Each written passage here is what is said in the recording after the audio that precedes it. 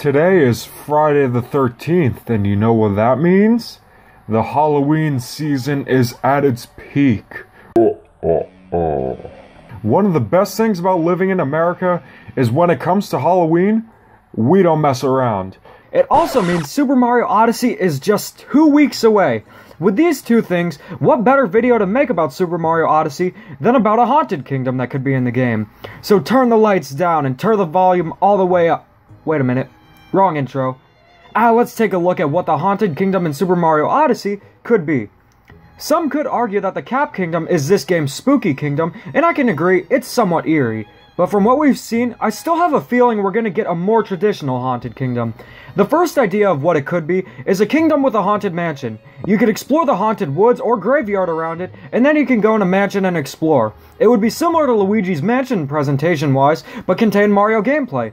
Speaking of Luigi, what if the objective was to rescue him in this kingdom, and then he becomes playable when you do? Not sure if it'll happen, just throwing it out there. This is the most likely idea for a haunted kingdom, but as we've seen demonstrated with Super Mario Odyssey, traditional Mario themes usually have twists on them. For example, the generic desert is now based on the Aztec, and Tostarena Town is based on a Mexican city. So what if the haunted house was dismissed for something new? And I have a great idea. An abandoned carnival. This was in Mario Rabbids Kingdom Battle, but you know what else Mario Rabbids Kingdom Battle had? A frozen desert. And a clown costume is in Super Mario Odyssey, so it is plausible. But I'm leaning more that it's a silly clown costume that would be in a circus, rather than a creepy clown.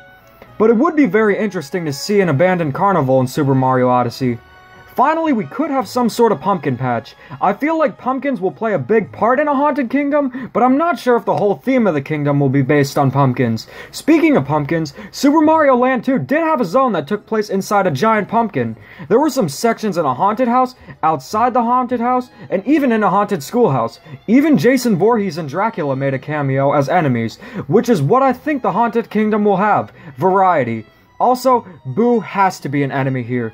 I want to capture him and see if he's exactly the same as Super Mario Galaxy's Boo Mario.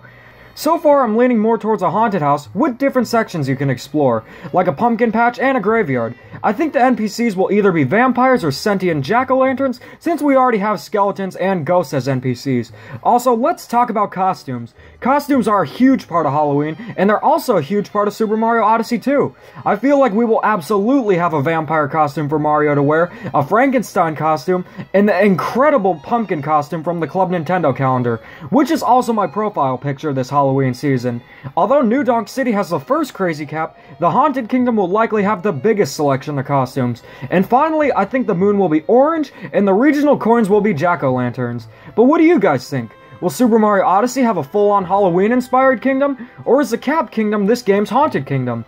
Let me know in the comments, and stay tuned for an upcoming video where I go over 10 kingdoms that could be in Super Mario Odyssey with a very special guest. You might know him if you like Super Mario Odyssey videos. Anyways, thanks for watching, and keep calm and Dada on.